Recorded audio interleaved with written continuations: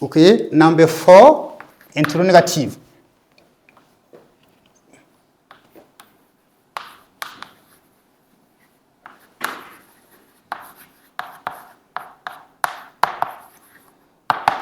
You know, in interrogative, we have interrogative and negative at the same time, meaning that the sentence is not only interrogative but also negative. We can see the interrogative rule and also the negative. That's why we talk about interrogative. The sentence is interrogative and negative at the same time. Okay, what can be the structure? Okay, we have do or does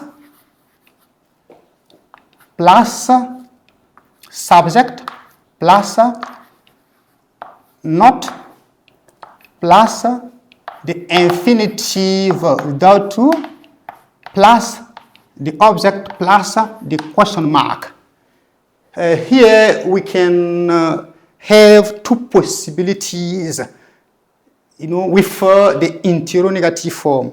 The first possibility is do or does plus the subject plus not plus infinitive without to plus object plus the question mark. The second possibility is the contracted form. We can use the contracted form because you know, has then you are in terminal D in the first cycle. Then here is to remind you that the contracted form of do not is don't, and the contracted form of does not is doesn't. And if we want to use don't and doesn't, we can use it in the interrogative form. That's why the second possibility for the rule of formation, it can be don't or doesn't plus the subject plus the infinitive without to plus the object plus the question mark.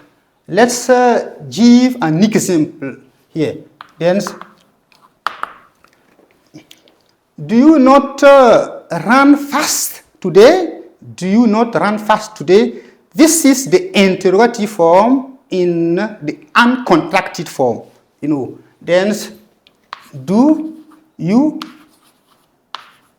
not run fast today? This is the first example. Do, you know, yes, we have do. You is the subject here, it obeys, then this rule. Okay, plus not, plus the infinitive dot to, we have to run. And with to run, then minus 2, we have run here, then, and fast today, this is the object and, you know, the question mark. We can put this sentence into, you know, the interrogative form with the contracted. The contracted is don't you run fast today? Don't you run fast today? This is the contracted form. Okay, and it's the same thing. It's the interrogative. Okay, don't you run fast today?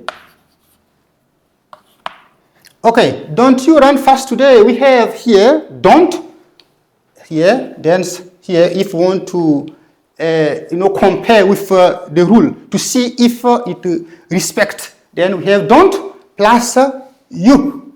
Then you is here the subject, and we have run, which is the infinitive with dot to, and after it we have the object. We have the object, and at the end we have the question mark.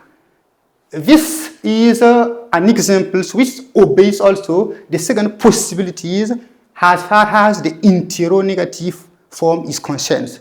So if we can also use, for example, that if I say he eats some rice, this is affirmative form.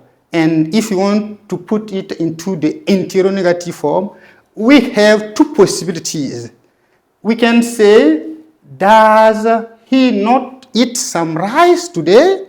Or we can say, doesn't he eat some rice today? Then if, for example, I give you some exercise and I give, for example, a sentence, I study my lesson, for example, and I ask you to turn this sentence into interrogative form. You have two possibilities. For example, if a sentence say, do I not eat some rice? It is correct. If another sentence say, don't I eat some rice today? This is also correct. It is the same thing. Then the difference is that the sentence A use the uncontracted form into the negative form, interrogative, and the sentence B use the contracted form. That is the difference. If no, it is the same meaning in French. It's what we can say as far as the interrogative form is concerned. Now, what about the use? The use of the simple present tense, meaning when do we use the simple present tense in sentences? Because with the tenses, there are some contexts in which we use sentences. That's why the use is very important. You must know it.